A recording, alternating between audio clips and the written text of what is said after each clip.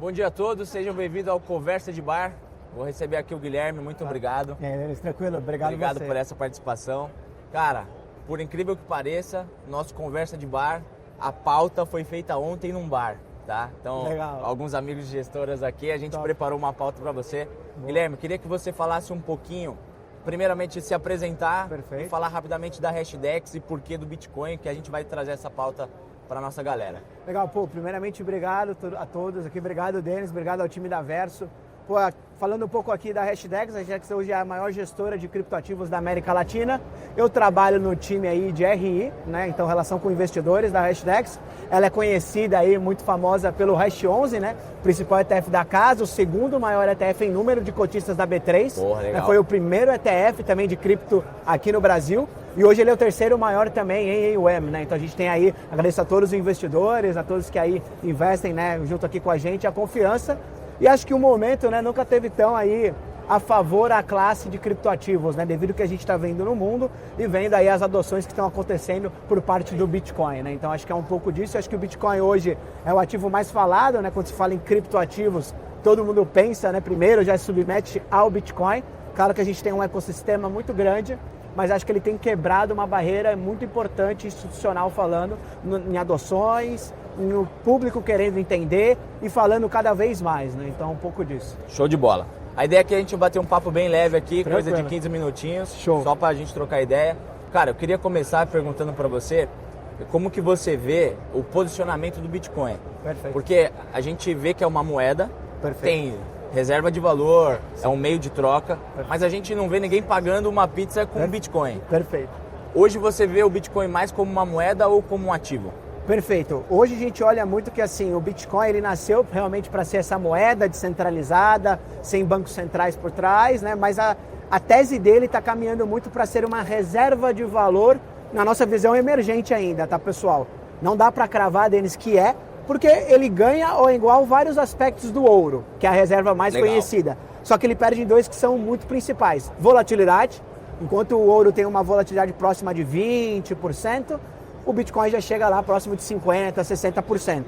E outra questão, o histórico, né? O Bitcoin é um jovem ali de 16 anos, né? Então ele ainda está se maturando no mercado.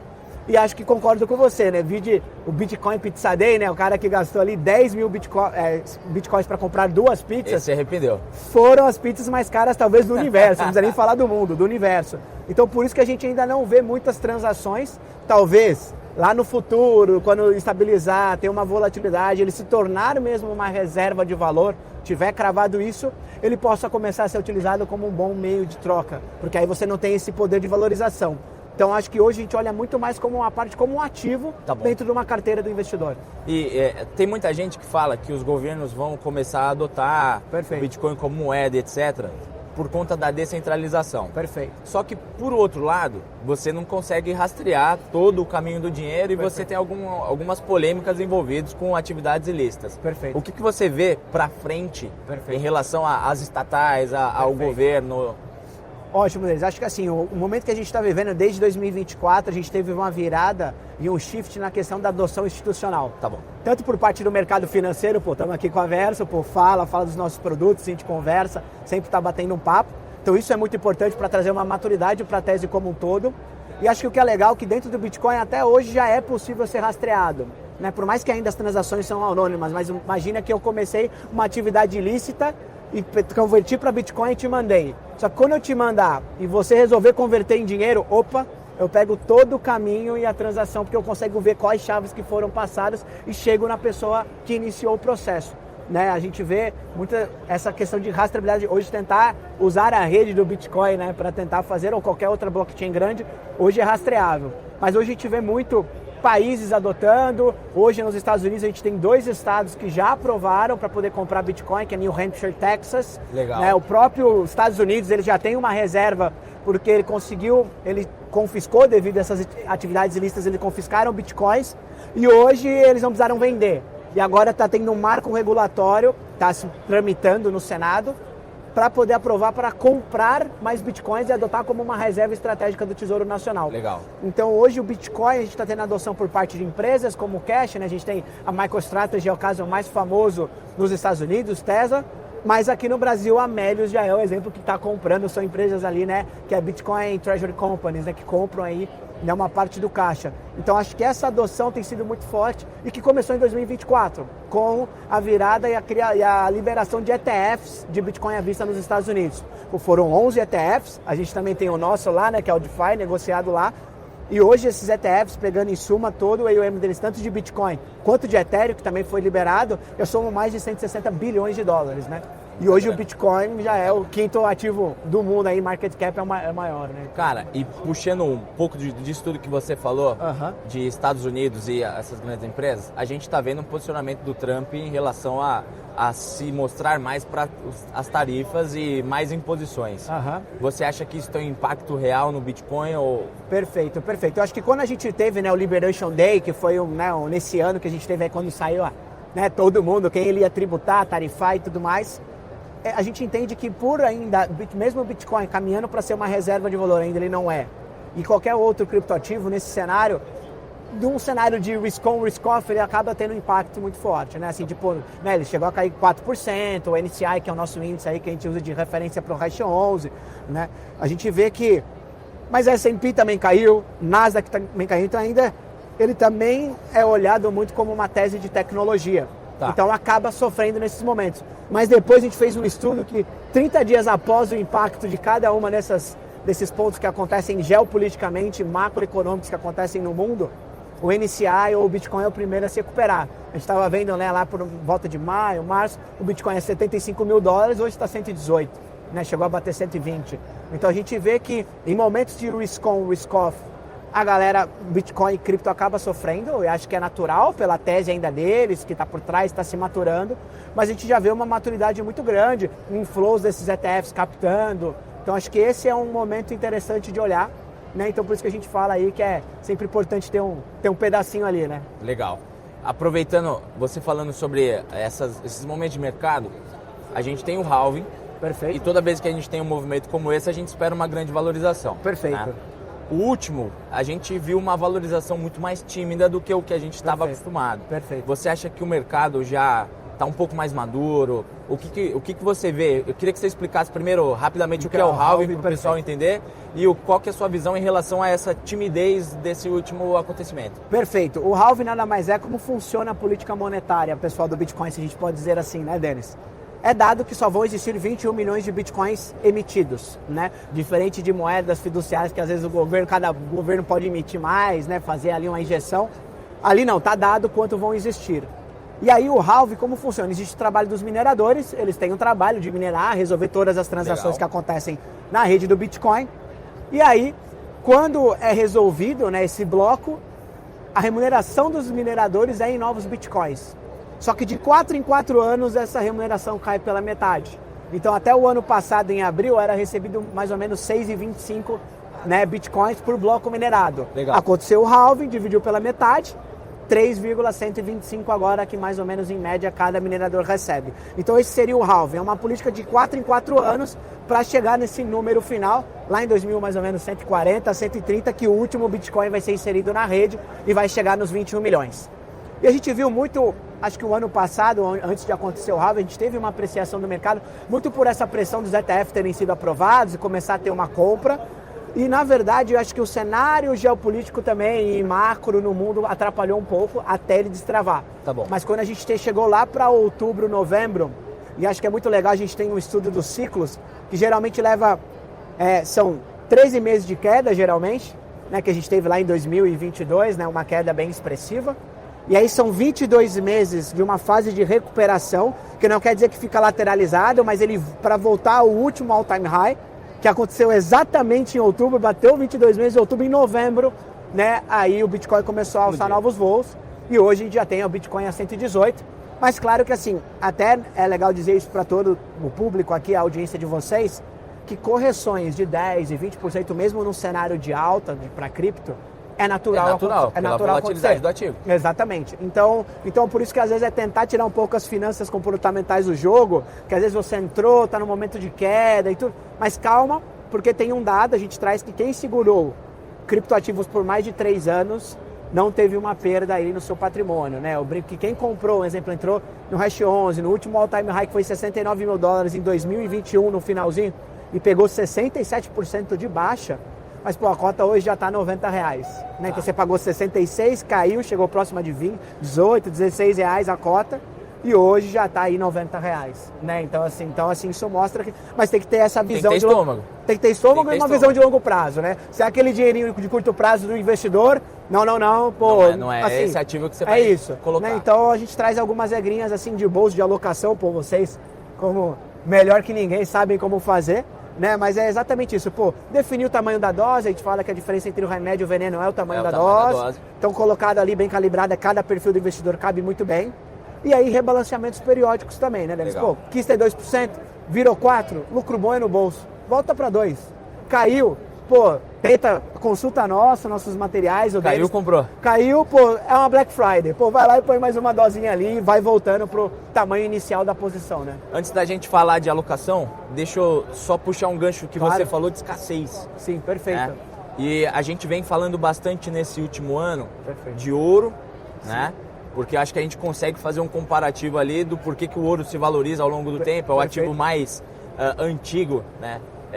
E ele se valoriza por conta dessa escassez. Sim. O que você consegue fazer de paralelo entre o ouro e o Bitcoin? Porque vocês também têm instrumentos de ouro. Sim, né? A gente vai lançar, né, um ETF novo ali, o GBTC11, em parceria com a Buena Vista, que é ouro Bitcoin, é uma paridade de risco, né? Mas exatamente isso, eu acho que essa é uma das características porque o Bitcoin está se caminhando cada vez mais como uma tese primeiro de reserva de valor. Legal. É o ponto de escassez.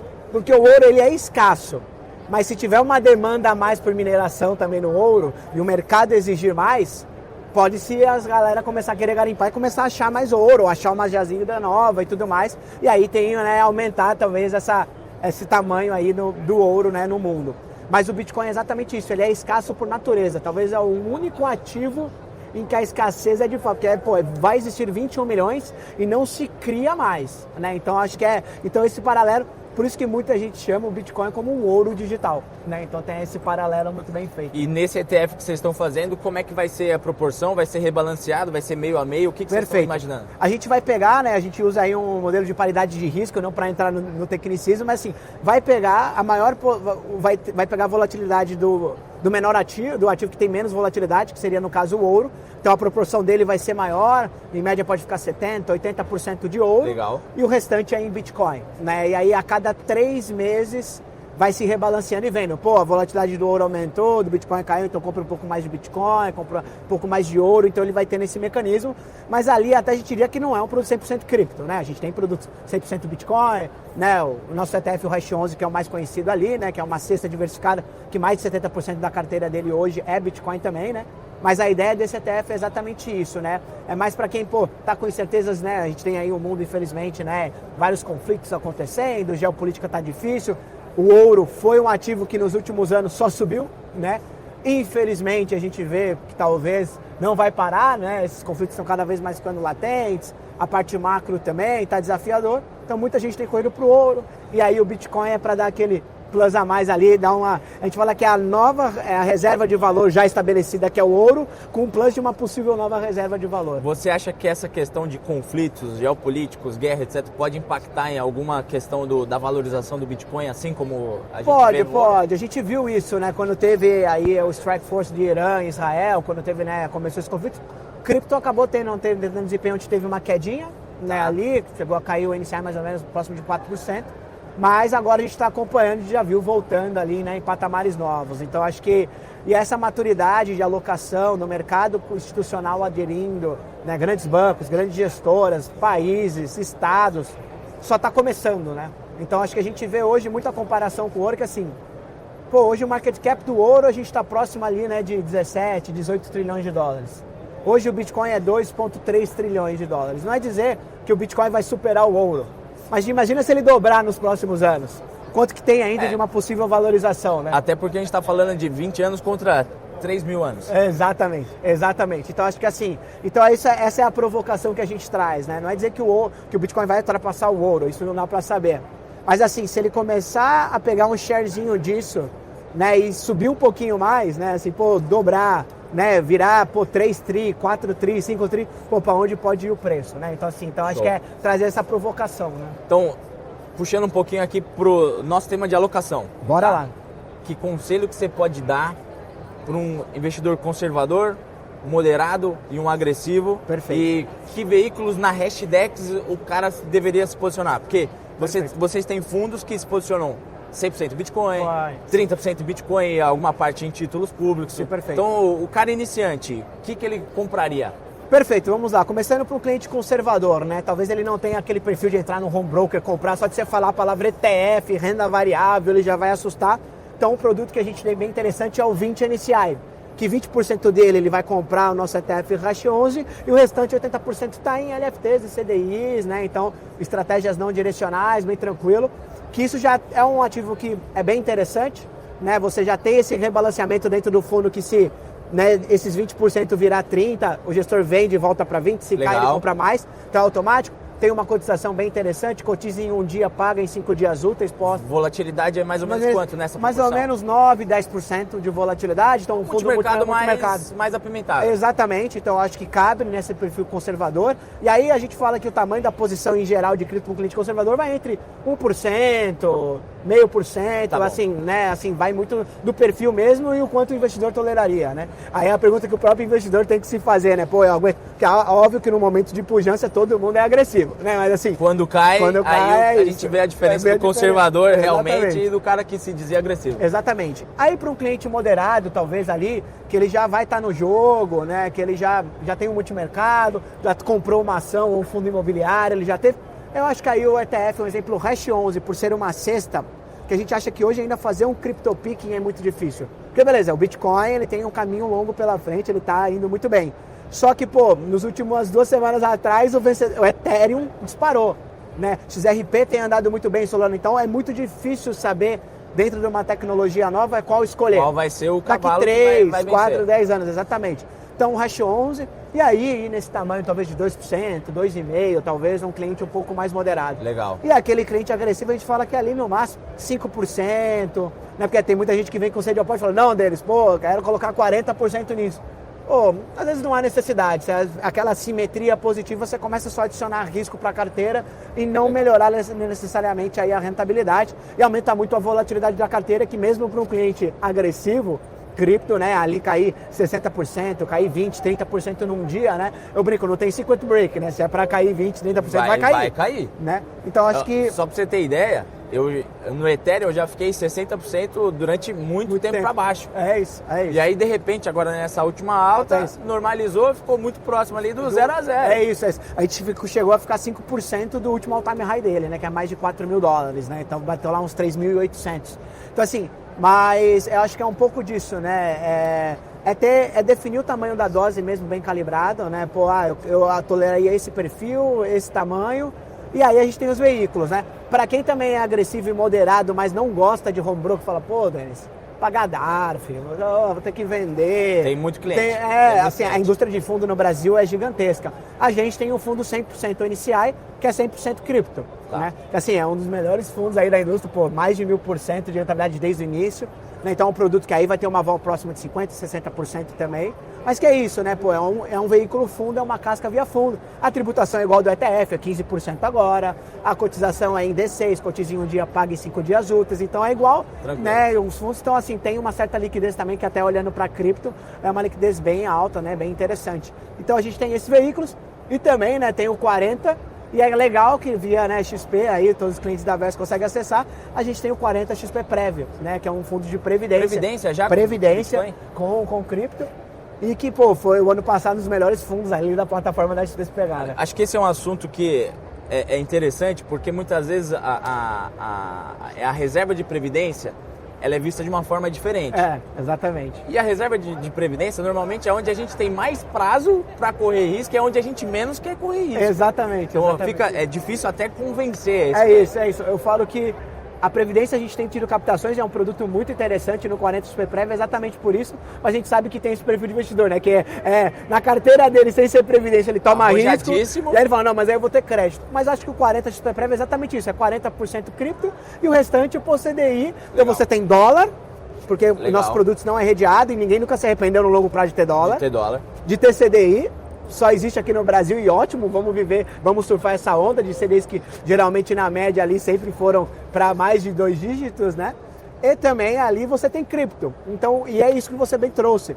Previdência beneficia muito longo prazo, né? Porque você vai pagar menos imposto de renda, sucessão patrimonial, benefício lá até no imposto de renda também. Então pode ser aí um produto bem interessante para quem quer alocar. Se você quiser resgatar para não ter, você pode fazer uma portabilidade para outro produto. Então tem alguns mecanismos legais dentro do veículo Previdência. Guilherme, última pergunta aqui para a gente poder encerrar. A pessoa para começar a olhar o Bitcoin, qual que é o horizonte de tempo mínimo que você vai falar para ela? Pelo menos 3 anos. Tá bom. Assim, investiu, alocou, pensou em ter uma posição da carteira, pelo menos 3 anos. Assim, né? A gente fala que já é muito difícil operar câmbio, quem tenta operar, né? A gente fala, pô, me formei em economia, pô, é muito... A gente ouvia isso, pô, que traz humildade às vezes para o economista tentar prever o câmbio, que é muito difícil, Muito né? difícil. Calcanhar de Aquiles de qualquer economista. Qualquer economista, né? Então, assim, imagina tentar prever o preço de um ativo que tem esse play de reserva e play de tecnologia, que é 24/7. Então, se a gente está aqui, a gente vai ficar até sábado aqui na Expert, vai estar negociando, não fecha o mercado, domingo, de madrugada. Então, assim, pelo menos para você tentar tirar essas finanças comportamentais do jogo, 3 anos, né? Claro que, ó, consulte, né, os seus assessores aqui da Verso, estão todos aí, né, bem antenados de saber ir recalibrando, né? Então, definir o tamanho da dose, vai colocando esse lucro no bolso, ou vai recomprando em outros momentos. Mas a ideia é ter um horizonte de investimento de no mínimo 3 anos. Show de bola. Tá bom? Bom, turma, espero que vocês tenham gostado. Tenha sido um bate-papo leve e enriquecedor. De novo, eu acho que o que a gente pode extrair daqui é a diversificação. São ciclos econômicos, né? Exatamente. Então, se você tiver uma carteira diversificada, com o tamanho certo da sua posição, você vai ter uma maior eficiência no longo prazo. Converse com o seu assessor, entenda o quanto isso pode caber no seu patrimônio. E se necessário, a gente vai abrir as portas da Hashdex aqui para conversar quantas vezes vocês quiserem, porque eu acho que é um tema que para os próximos 5, 10, 15 anos vai ficar muito em vigor, né? Só tende a crescer. E, cara, muitíssimo obrigado. Obrigado, Denis. Valeu pelo convite, mesmo. Obrigado pela parceria. A todos aí, ótimos investimentos aí, sucesso a todos. Obrigado, pessoal. Valeu, pessoal.